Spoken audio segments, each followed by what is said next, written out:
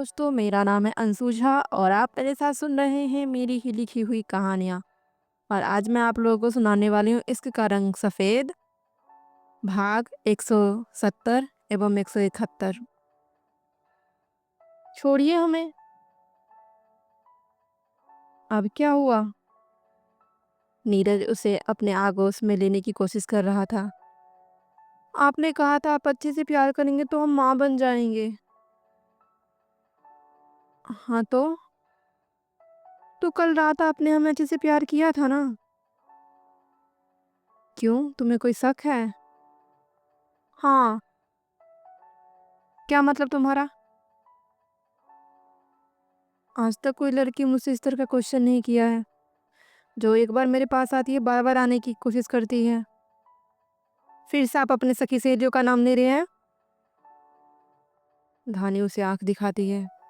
नीरज सकपका आ जाता है। नहीं, मेरा वो कहने का मतलब नहीं था। हम आपके कहने का मतलब अच्छी तरह से समझ रहे हैं। आप चाहते ही नहीं है कि हम माँ बने। अरे मुझे क्या प्रॉब्लम होगी? मैंने तो कोई प्रोटेक्शन भी यूज नहीं किया था। बच्चा तुम्हें करना है, संभालना है तुम्हें, तो मुझे क्या दिक्कत है? अच्छा, आपको दिक्कत नहीं है तो हम माँ क्यों नहीं बने अभी तक? हमें उल्टी क्यों नहीं हुआ है अभी तक? क्या? मतलब तुम सच में पागल हो या मेरे सामने पागल बनने की कोशिश करती हो? आपको हम अब भी पागल ही लगते हैं ना? देखा कितना समझदारी वाला काम किया था हमने। हाँ, समझदारी वाला काम करने से इंसान समझदार नहीं हो जाता और नॉलेज नहीं आ जाती है। और तुम दिमाग से भी छोटी सी बच्ची ही हो। अगले दिन कौन प्रेग्नेंट हो जाता है? साइंस ने इतनी भी तरक्की नहीं किया है। अच्छा, तो फिर हम माँ कब बनेंगे? हमें तो लगा था आज हम माँ बन जाएंगे और फिर 9 महीने बाद हमारे घर में बच्चा आ जाएगा। धानी एकदम से गंभीर होते हुए बोलती है।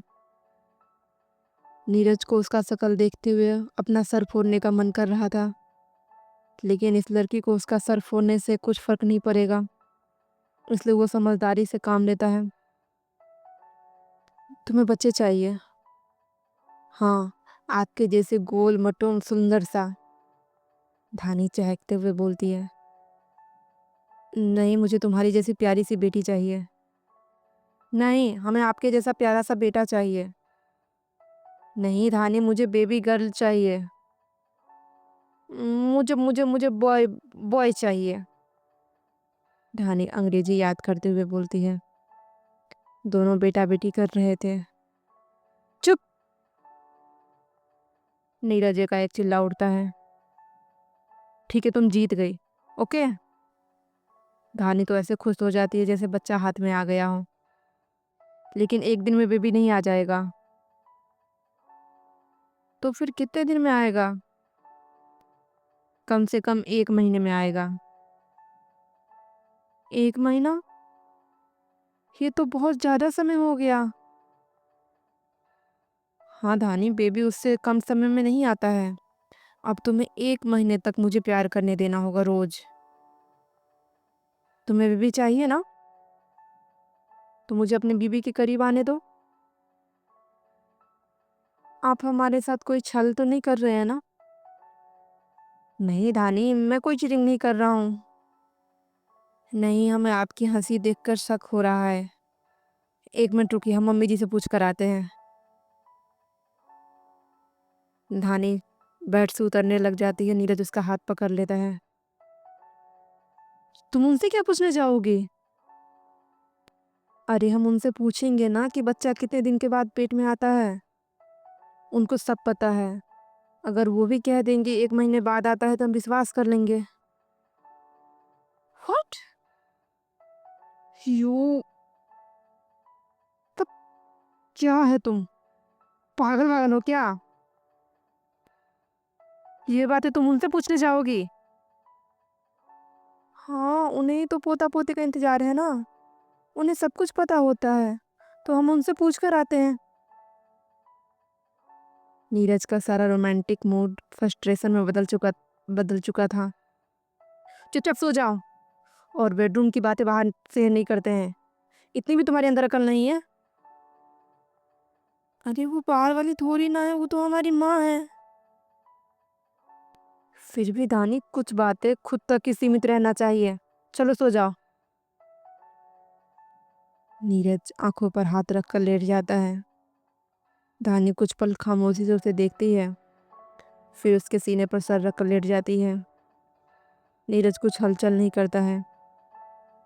धानी अपनी उंगली उसके सीने पर घुमाने लग जाती है। धानी। नीरज उसके हाथों को पकड़कर हटाता है। ऐसी हरकतें मत करो, नहीं तो मैं खुद को रोक नहीं पाऊंगा। तो आप रुके क्यों हैं? हमें बाबू चाहिए ना। धानी बोलते हुए उठकर होठों से गालों को छू लेती है। नीरज अपनी आंखें खोलते हुए उसे अपने नीचे दबा लेता है। धानी की खिलखिलाहट की आवाज़ कमरे में गूंज रही थी और दोनों फिर से प्यार भरे सफ़र पर निकल पड़ता है। शरद, आपने घर में सबको बताया क्यों नहीं मेरी प्रेगनेंसी के बारे में? ईशानी शरद के कंधे पर अपना सर जमाते हुए बोलती है। ईशानी, कल बड़ी माँ और बड़े पापा का एनिवर्सरी है और मैं छोटा सा पार्टी ऑर्गेनाइज कर रहा हूँ, वहीं पर सबको सरप्राइज दूंगा। ठीक है, जैसा आप कहें। शरद अभी भी खामोशी से छत को घूर रहा था। आपने अभी भी मुझे माफ़ नहीं किया है ना? नहीं, ऐसी कोई बात नहीं है। तो फिर पहले की तरह आप मुझे प्यार क्यों नहीं कर रहे हैं? ईशानी, पहले की तरह कुछ भी नहीं हो सकता है। रिश्तों की डोर बहुत नाजुक होती है। अगर एक बार टूट जाती है ना, तो दोबारा कितना भी जोड़ने की कोशिश करे, गांठ आ ही जाती है। शरद उसे अपने कंधे पर से उतारते हुए पलट कर लेट जाता है। ईशानी की आंखों से आंसू झर पड़ते हैं, जिन्हें साफ करते हुए वो भी मुंह घुमाकर लेट जाती है। शरद एक नज़र पलटकर उसकी तरफ देखता है और फिर अपनी आंखें बंद कर लेता है। बाहर से वो सबको हंसाने बुलाने की कोशिश कर रहा था, लेकिन अंदर ही अंदर वो टूट रहा था और किसी को अपनी तकलीफ भी बता नहीं सकता था। Happy anniversary to you. Happy anniversary dear बड़ी मम्मी बड़े papa. Happy anniversary to you. Sharad और रिया, ईशानी, नीरज, धानी सब सुबह सुबह अरविंद जी के टेबल पर आते ही गाने लग जाते हैं। अरविंद जी मुस्कुरा देते हैं। थैंक यू बच्चों। बड़े पापा, ये आपके लिए। शरद एक गाड़ी की चाबी गिफ्ट करते हुए बोलता है। ये आपके लिए है, इसे कोई छीन भी नहीं सकता है। और बड़ी माँ, ये आपके लिए। एक ज्वेलरी का सेट आराधना जी के हाथ में पकड़ाते हुए बोलता है। इसकी क्या ज़रूरत थी बेटा? कैसे ज़रूरत नहीं थी? सिल्वर जुबली है आप दोनों का। पूरे 25 साल हो गए शादी को। हम लोग तो धूमधाम से सेलिब्रेट करेंगे। बड़ी माँ, ये आपके लिए। आज आप ये साड़ी पहन रही है। रिया एक थैला आराधना जी के हाथ में पकड़ाते हुए बोलती है। और इसमें बड़े पापा का ड्रेस है, जो आपके ड्रेस से मैच करता हुआ है। आज आप दोनों यही पहन लीजिएगा। ठीक है। आई एम सॉरी, कल रात मुझे पता लगा था, इसलिए मैं कुछ नहीं ला पाई। ईशानी अफसोस के साथ कहती है। कोई बात नहीं बेटा, तुम सब हमारे साथ हो ना, इससे बढ़कर हमें कुछ नहीं चाहिए। मम्मी जी, पापा जी, हम भी कुछ नहीं खरीद पाए। हमें बताया था रिया जी ने उस दिन, उसके बाद फिर ऐसे घर में फंस गए। धानी भी रुआंसी होते हुए बोलती है। धानी, तुमने हमें सबसे बड़ा तोहफा दे दिया है, हमें हमारा बेटा दे दिया है। अब हमें कुछ नहीं चाहिए। अरविंद जी मुस्कुराते हुए बोलते हैं। नीरज खामोशी से चुपचाप कोने में खड़ा था। उसकी जुबान बस धानी के सामने ही आजकल खुल रहे थे। ऐसे माहौल में क्या बोला जाए, उसे कुछ समझ ही नहीं आता था। चलो आओ बैठो, नाश्ता करते हैं। सब एक लाइन से नाश्ते पर बैठ जाते हैं। तभी नकुल लॉयर के साथ वहाँ पर आता है। आओ बेटा, तुम भी नाश्ता कर लो। नहीं मैम, मुझे ऑफिस जाना है। अरे चले जाना, अभी नाश्ता तो कर लो। नकुल टेबल पर सजे हुए खाने की तरफ देखता है। बेचारे के मुंह में पानी तो आ जाता है, लेकिन जैसे ही नज़र नीरज पर पड़ती है पानी नीचे उतार लेता है। नहीं नहीं मैम, मैंने कर लिया था। अरे आइए ना नकुल भैया, बैठिए, इनसे डरने की जरूरत नहीं है, हम भी देखते हैं कैसे आपको कुछ कहते हैं। नीरज गुस्से से धानी को घूर कर रह जाता है। ये सही था भाई। अब होम मिनिस्टर के सामने थोड़ी ना कि कोई बोल सकता है। शरद हंसते हुए बोलता है, वही तो भाई, जिसके सामने दुनिया डरती थी वो अपने बीबी से डरते हैं। रिया शरद का साथ देते हुए बोलती है, ऐसा कुछ भी नहीं है, मैं किसी से नहीं डरता हूँ। अच्छा भाभी, आपको पता है भाई के कॉलेज में एक लड़की थी, फिर से सखी सहेली? शरद मार खाकर मानेगा क्या? नहीं धानी, कॉलेज में कोई लड़की नहीं थी, ये ऐसे ही बोल रहा है। देखा, इसे कहते हैं डर। तुरंत ही सफाई देने के लिए मैदान में उतर गए। रिया शरद को ताली देते हुए बोलती है, हाँ भाई, बीबी का डर तो हर किसी के अंदर रहता है, फिर ये कहाँ बच पाएगा। अरविंद जी मुस्कुराते हुए बोलते हैं, अच्छा वकील साहब बताइए कैसे आना हुआ? वो सर आपका सिग्नेचर चाहिए। मेरा सिग्नेचर? लेकिन क्यों? सब कुछ तो अब धानी और इसके नाम पर है, इन दोनों की साइन ले लीजिए। सर सब कुछ आपके नाम पर ट्रांसफ़र हो चुका है और उसी के लिए साइन चाहिए। अरविंद जी हैरानी से नीरज की तरफ देखता है। मैं पूरे स्टाफ के सामने आपसे माफ़ी मांग लूँगा, साइन कर दीजिए। नीरज बेरुखी के साथ ही बोलता है, लेकिन मुझे ये सब नहीं चाहिए। प्लीज़ डैड, आप ये सब नहीं लेंगे तो मैं गिल्टी फील करूँगा। नहीं, इसमें तुम्हें खुद को दोषी मानने की ज़रूरत नहीं है। वैसे भी इतना बड़ा ऑपरेशन हुआ है, कुछ महीने तक तो ऑफिस नहीं जाऊँगा, फिर उसके बाद मैं अपने परिवार के साथ रहना चाहता हूँ। तुम देना ही चाहते हो तो मुझे एक बच्चा दे दो, जिसके साथ मैं फिर से दोबारा तुम्हारा बचपन जी सकूँ।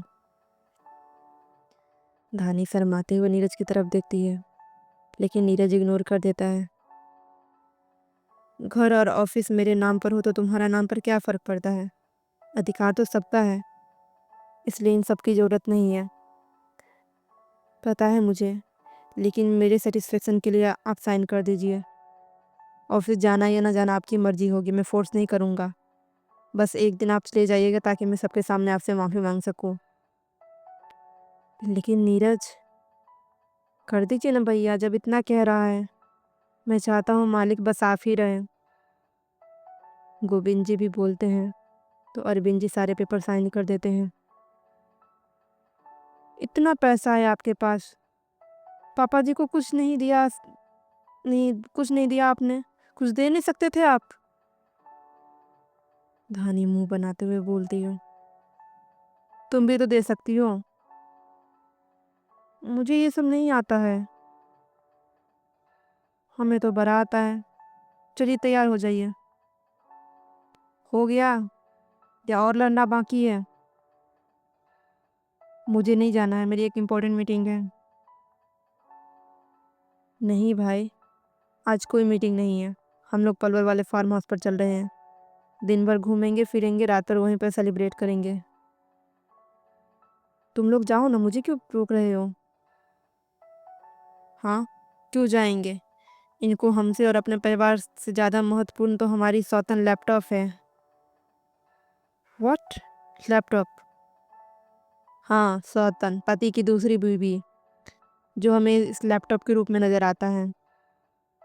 धानी लैपटॉप को घूरते हुए बोलती है, तुम तुम कुछ ज़्यादा नहीं बोल रही हो? तुम जो भी हो दिन रात किचन में लगी रहती हो, मैं तो नहीं कहता हूँ कि दूसरा पति तुम्हारा किचन है। हैं? भला किचन भी किसी का दूसरा पति हो सकता है? तो लैपटॉप कैसे किसी की वाइफ हो सकती है? अरे बस कीजिए आप दोनों, घर को जंग का मैदान बना दिया है आप दोनों ने।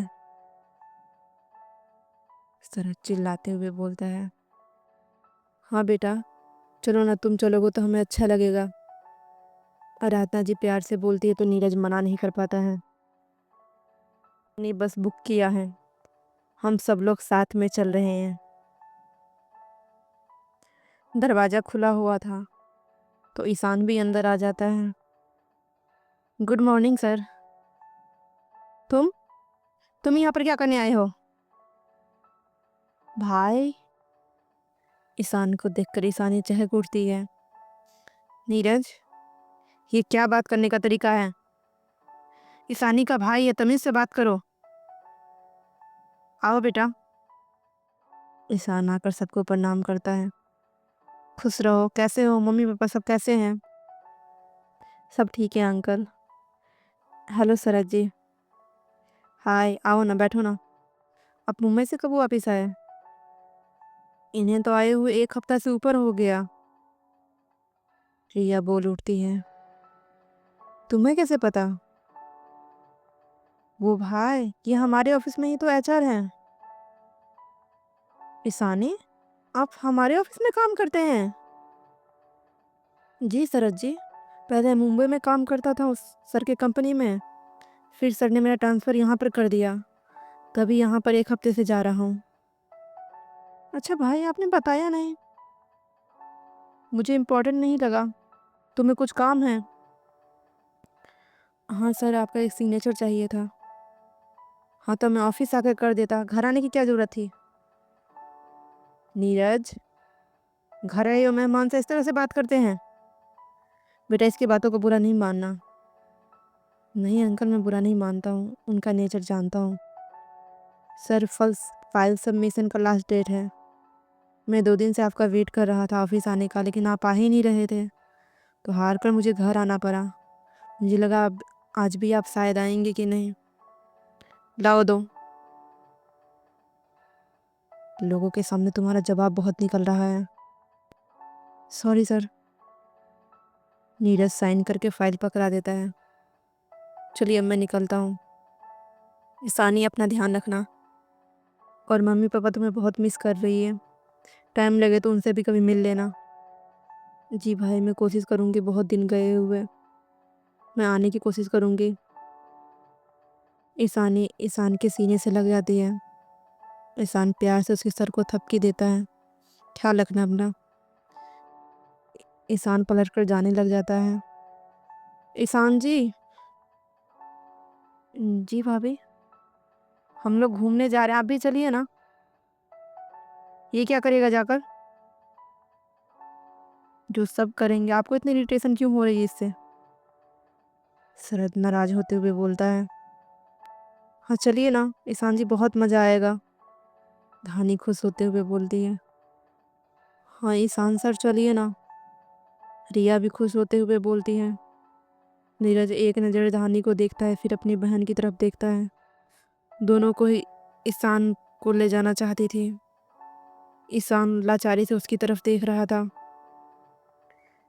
अरे बेटा, उसकी तरफ क्या देख रहे हो? हम कह रहे हैं ना, चलो। मैं तुम्हें आज का लीव देता हूँ। अरविंद जी कहते हैं तो ईशान मना नहीं कर पाता और नीरज भी कुछ बोल नहीं पाता है। जैसे ही धानी बस में आती है, शरद जोर से सीटी बजा देता है।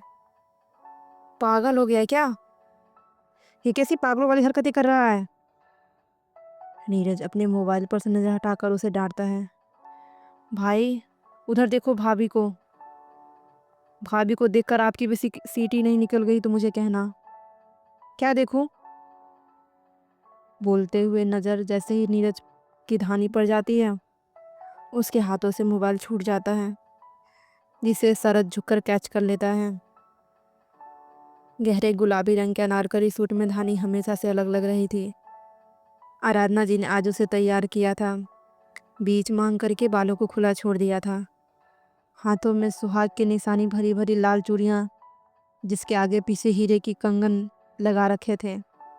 कानों में बड़े बड़े झुमके, चेहरे पर छोटी सी बिंदी, होठों पर गुलाबी लिपस्टिक और गले में नाजुक सा मंगलसूत्र। बहुत ही खूबसूरत दिख रही थी। ये क्या ट्रिप पर जाने आई है मेरा कत्ल करने? नीरज खुद में ही सोचता है। भाई, मुंह तो बंद कर लीजिए, नहीं तो मक्खी घुस जाएगी। शरद उसके खुले हुए मुंह को बंद करते हुए बोलता है, जस्ट शट अप, ओके। आइए आइए भाभी, यहाँ पर आइए। शरद उठकर खड़ा हो जाता है। तू बैठना यहाँ पर, वो कहीं और बैठ जाएगी। हाँ भैया, हम मम्मी जी के पास बैठ जाते हैं। बिल्कुल नहीं भाई, आज हमारी एनिवर्सरी है, हमारी श्रीमती को हमारे बगल में बैठने दो। बड़े पापा नो टेंशन, मैं हूं ना। बड़ी माँ, आप बड़े पापा के पास जाइए। और हमारी खूबसूरत सी भाभी कहीं और क्यों बैठेगी, वो तो आपकी गोद में बैठेगी। सुबह सुबह चढ़ा कर आया है क्या? भाई, इसे बहकना नहीं प्यार करना कहते हैं। शरद धानी को हल्का सा धक्का दे देता है। धानी सीधे नीरज की गोद में गिरती है। पागल है क्या, अभी लग जाती। नीरज उसे संभालते हुए बोलता है, क्या भाई, इतना भी पागल नहीं हूँ, हल्का सा धक्का दिया है, मुझे पता है आप संभाल लेंगे। जितनी बार आप मुझे शरद नहीं कहते उतनी बार आप मुझे पागल कहते हैं। देखिएगा, एक दिन मेरा नाम लेकर भी आप पुकारेंगे तो मैं भी नहीं बोलूँगा। फिर से पागल कहूँगा तो कहता है पागल कहता है। दूंगा ना एक थप्पड़, सारी पागलपन दिमाग से बाहर आ जाएंगे। ज़्यादा बकवास किया तो बस से नीचे ही फेंक दूंगा। अरे भाई, आप सीरियस क्यों होते हो, मैं तो ऐसे मजाक कर रहा था। अब भी आप भाभी के साथ ट्रिप एंजॉय कीजिए। बिंदिया आती है बस में, सब उसे देखते हैं तो मुंह खुल जाता है। बिंदिया ने जींस टॉप पहना था, आंखों पर बड़ा सा काला चश्मा लगाए हुए एकदम से टिप टॉप होकर आई थी। बिंदिया दीदी, हम घूमने जा रहे हैं, फैशन शो में नहीं। भाभी, बिंदिया ईशानी को देखती है।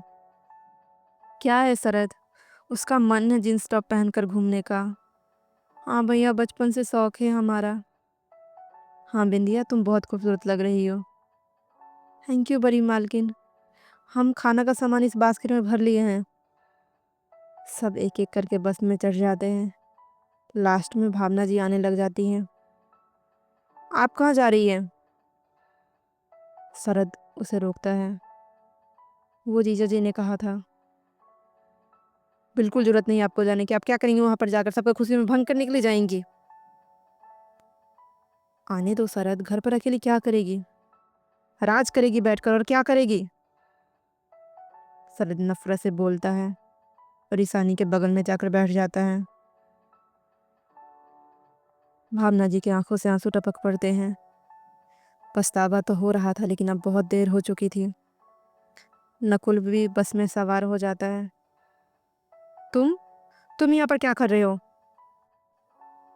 मैंने ही इसे कहा है, इसका भी घूमने फिरने का शौक होता है। अरविंद जी बोलते हैं, तुम्हारे पीछे ये घिरनी बना रहता है। आओ बैठो। नीरज अरविंद जी की बात सुनकर शांत हो जाता है। ईशान भी जाकर सीट पकड़ लेता है। बस निकल पड़ती है। रिया के पीछे ही ईशान बैठा हुआ था। रिया उठकर उसके बगल में बैठ जाती है। ईशान अपने मोबाइल पर से नजर हटाकर उसकी तरफ देखता है। तुम यहाँ पर, मतलब आप यहाँ पर कैसे आई हैं? सर, आप पहले डिसाइड कर लीजिए, मुझे आप कहना है या तुम। देखो रिया, तुम्हारी फैमिली है यहाँ पर, प्लीज़ कोई ड्रामा क्रिएट मत करो, सब क्या सोचेंगे। अरे मैं कहाँ कोई ड्रामा क्रिएट कर रही हूँ, वो तो मेरी सीट पर नकुल भैया बैठे इसलिए मैं यहाँ पर आ गई हूँ। तो एक काम करो, नकुल को पीछे भेज दो, तुम अपनी सीट पर चली जाओ। आपको दिक्कत क्या है मुझसे? कैसे समझाऊँ तुम्हें, तुम ही सबसे बड़ी दिक्कत हो, तुम्हारे नज़दीक ही मेरी सबसे बड़ी दिक्कत है। क्या सोचने लग गए आप? कुछ नहीं, थोड़ी दूरी बनाकर बैठो। ईशान की बात सुनकर रिया का मुंह बन जाता है। शरद दोनों को देख रहा था। रिया की आंखों की चमक उससे छुप नहीं पाई थी। तरफ बैठना है, ओके। ईशान उठकर खड़ा हो जाता है और बाहर आ जाता है और रिया को बैठने के लिए कहता है। रिया खिड़की के पास बैठ जाती है। खिड़की के पास बैठने के लिए तो ईशान के पास आई थी। ईशान खामोशी से अपने सीट पर बैठ जाता है और फिर से मोबाइल का मेल चेक करने लग जाता है। रिया उसे देख रही थी। एकाएक उसे शरारत सूझती है। एक छोटा सा तिनका बस में गिरा हुआ था। रिया झुककर उठा लेती है और उस तिनके को ईशान के टी शर्ट के पीछे गला में घुसा देती है। शरीर पर सरसराहट महसूस होते ही ईशान झटके से उठकर खड़ा हो जाता है। क्या हुआ ईशान, सब ठीक है? हाँ अंकल, लगता है वो शर्ट के अंदर कुछ घुस गया है। ईशान अपने कपड़ों को झाड़ता हुआ बोलता है। रिया हंसते हुए उसकी तरफ देख रही थी।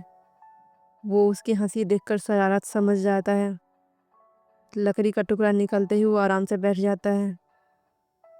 अभी सर को बोलूं, तुरंत कान पकड़ के यहाँ से उठा देंगे। नहीं नहीं, भाई को मत बताओ। नीरज सबसे आगे बैठा हुआ था और रिया और ईशान सबसे पीछे बैठे हुए थे। इस वजह से नीरज ने अभी तक उन दोनों को देखा नहीं था, लेकिन शरद की नज़रों से कुछ छुपा नहीं था। और फिर से हमारी सौतन को लेकर बैठ गए। नीरज को मोबाइल में लगे हुए देखकर धानी गुस्से में बोलती है। धानी प्लीज़, अभी नहीं, इम्पोर्टेंट मेल पढ़ रहा हूँ। नीरज मेल में पढ़ने में मगन था।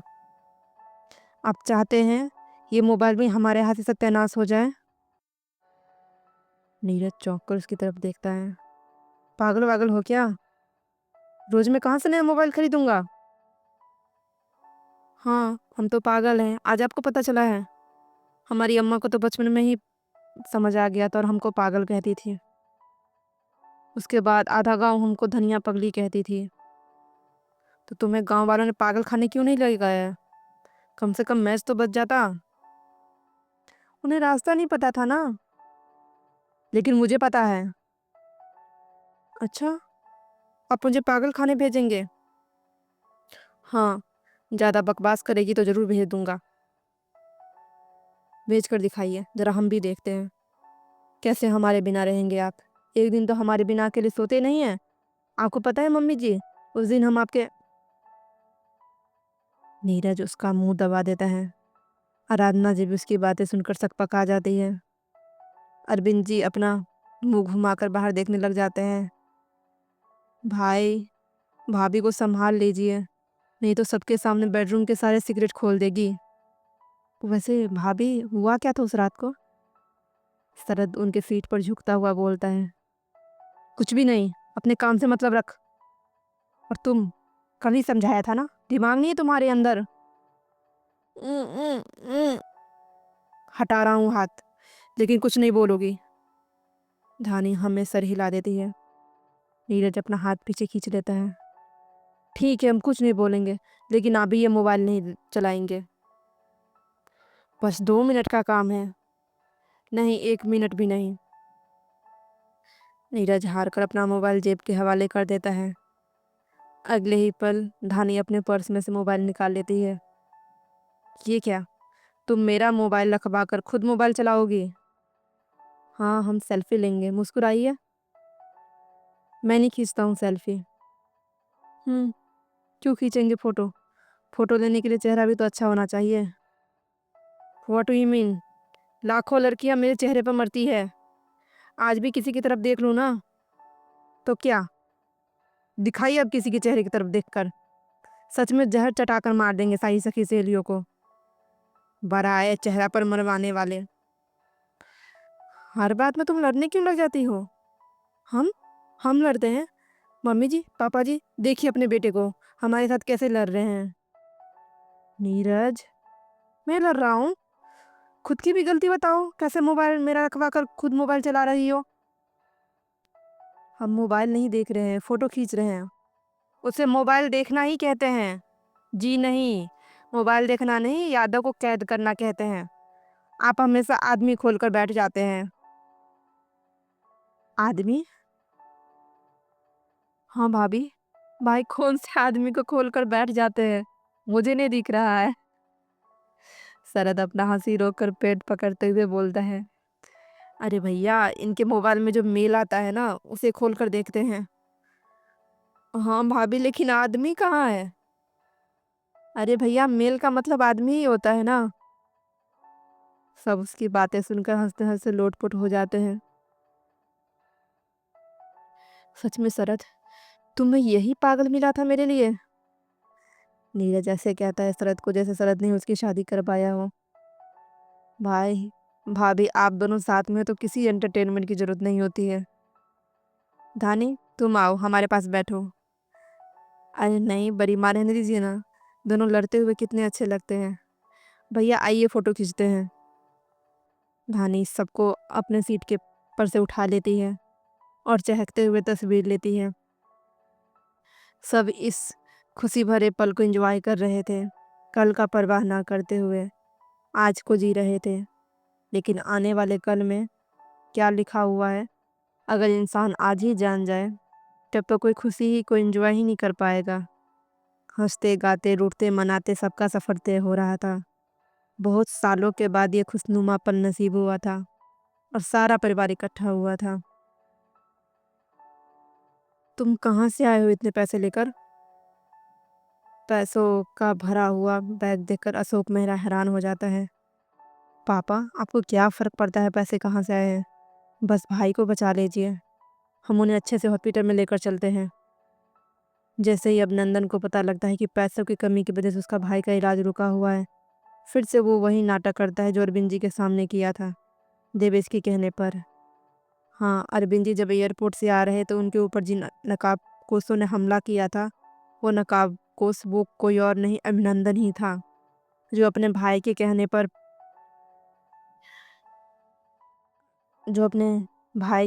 पर अरविंद जी के ऊपर हमला किया था। लेकिन वही मजाक का लात उसने किसी और के साथ किया था और ये पैसों से भरा हुआ बैग लेकर आया था। हर हाल में वो अपने भाई को बचाना चाहता था। अशोक मेहरा ज़्यादा जांच पड़ताल ना करते हुए अपने बेटे को बचाने की आखिरी कोशिश करने लग जाते हैं। मैं डॉक्टर साहब से बात करके आता हूँ। अशोक मेहरा डॉक्टर के केबिन में जाते हैं, लेकिन उन्हें पता लगता है कि वो पहले से ही देवेश को देखने जा चुके हैं। अशोक मेहरा देवेश के वार्ड में पहुँचते हैं। डॉक्टर साहब देवेश को चेक कर रहे थे। कैसा है मेरा बेटा डॉक्टर साहब? डॉक्टर साहब अपने कानों में से स्टेथोस्कोप निकाल कर लेते हैं। वो ठीक तो है ना?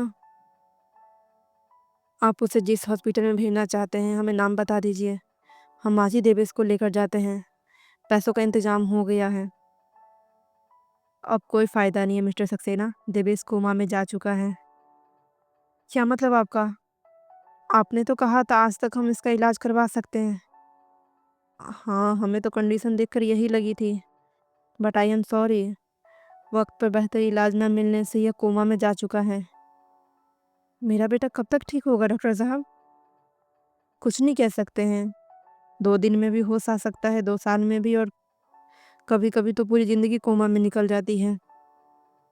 डॉक्टर साहब देवेश की कंडीशंस को देखकर बताता है, जिससे सुनने के बाद अशोक मेहरा का पैर लड़खड़ा जाता है, वहीं बेंच पर बैठ जाता है। अभिनंदन, जो अभी अभी वार्ड में आया था, वो आकर अपने पिता को संभालता है। देखो ना अभिनंदन, क्या हो गया तुम्हारे भाई को? मैं नहीं कर पाया उसके लिए कुछ। कैसी हालत हो गई है उसकी।